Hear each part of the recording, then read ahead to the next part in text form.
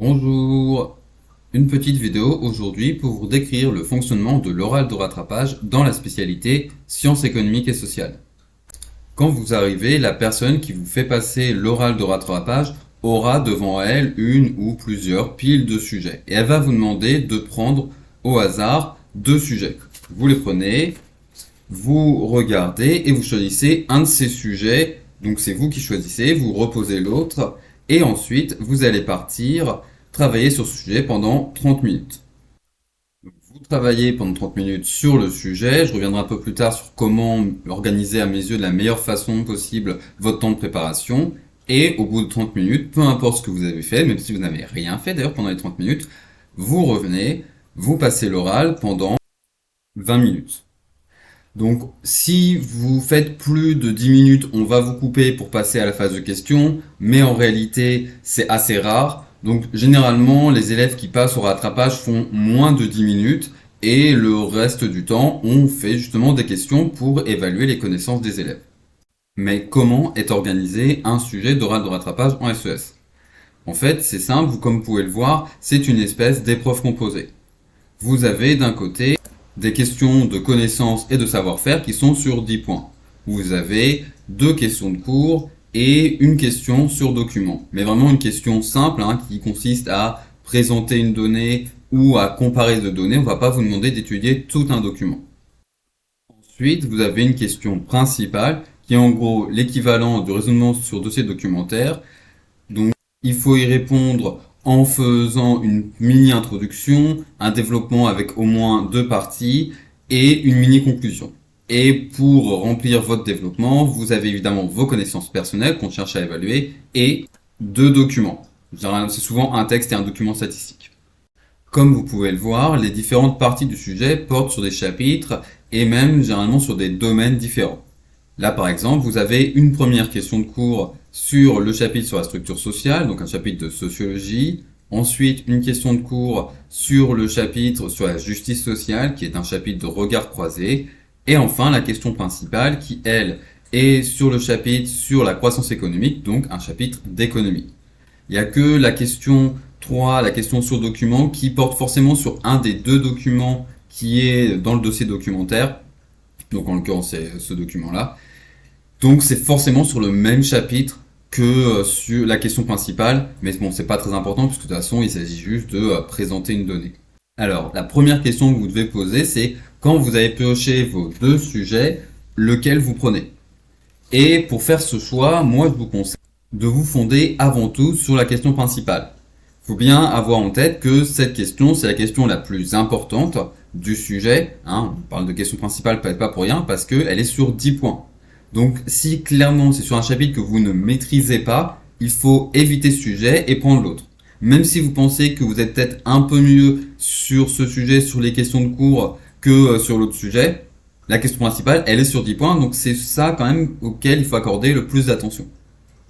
Après, évidemment, regardez le sujet dans son ensemble, survolez-le rapidement pour voir si c'est sur deux chapitres, les questions principales sont sur deux chapitres qui sont à peu près similaires, lesquels vous préférez. Et en regardant notamment les questions de cours. Une fois que vous avez choisi votre sujet, comme j'ai dit, vous allez travailler sur ce sujet pendant 30 minutes.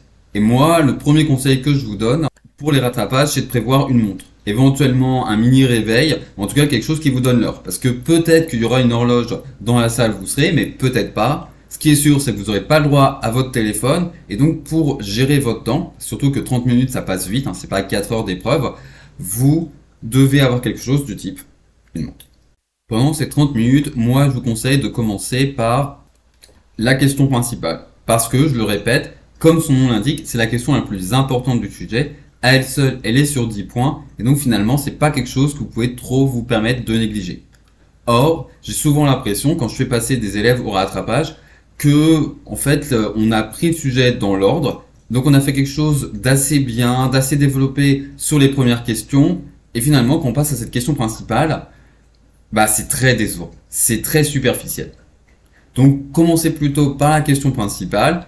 Et au bout de 15-20 minutes, arrêtez-vous. Et tant pis si vous n'avez pas le temps de terminer, passez aux justement questions de connaissances et de savoir-faire. Comme ça, vous aurez tout le sujet qui sera à peu près traité.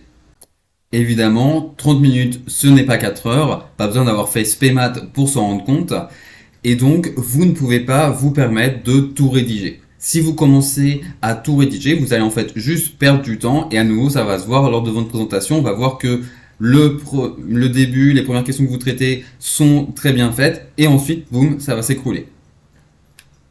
Donc, notez les points que vous voulez aborder, les idées principales pour vous repérer, éventuellement rédiger les définitions, mais voilà, faites bien attention à ne pas tout rédiger, faites bien attention en fait à ce que vous prenez le temps de rédiger. Alors, petit conseil sur la question principale, donc cette question elle est généralement illustrée accompagnée de deux documents, un texte et un document statistique. Le but évidemment est d'utiliser ces documents pour enrichir votre développement. Ça, c'est la version officielle. Si on entre un peu plus dans le détail, en fait, on peut dire que souvent, c'est pas le cas toujours, hein, je peux pas le garantir à 100%, mais généralement, chacun de ces documents reprend des parties différentes du développement, et donc oui, vous pouvez vous inspirer des documents pour construire votre développement. Mais, ce que vous ne devez pas faire, c'est en fait, première partie, je vais reprendre, résumer et un petit peu commenter le document 1, et deuxième partie, je vais reprendre, résumer et commenter le document 2. On n'est pas dans une épreuve de description ou de commentaire de document. Dans une épreuve où vous devez répondre à la question qui vous est posée en construisant un raisonnement, et certes les documents sont là pour vous aider, mais ce n'est qu'un support. C'est pas le but principal. Ce qu'on veut avant tout évaluer, c'est pas est-ce que vous savez lire. Ça, normalement, si vous arrivez en terminale générale, on espère bien que vous savez lire. Et que quand il y a un test, vous êtes capable de vous rendre compte, ah bah tiens, là on parle de recherche et développement et niveau d'éducation. Donc nous, ce qu'on veut avant tout voir, c'est est-ce que vous êtes capable de vous rendre compte que ça fait référence à telle ou telle partie du cours que vous avez eu. Et de rajouter des connaissances personnelles par rapport à ça. Comme je l'ai déjà dit, vous aurez de toute façon sûrement pas totalement le temps de faire tout bien comme vous le voudrez. Donc ça, il faut l'accepter un peu dès le début. Évidemment, faire de son mieux pour faire le maximum, d'où la question de l'organisation du temps de préparation qui est cruciale. Mais si quand les 30 minutes arrivent et que vous devez passer, vous n'avez pas tout terminé, c'est pas grave. Même chose, la présentation, évidemment, dans l'idéal, c'est censé être 10 minutes de présentation de votre part, puis 10 minutes d'entretien. Mais, comme je l'ai déjà dit, c'est rarement le cas. Et du coup, ne vous inquiétez pas si, en fait, au bout de 5-7 minutes, c'est terminé et qu'on passe à la partie entretien.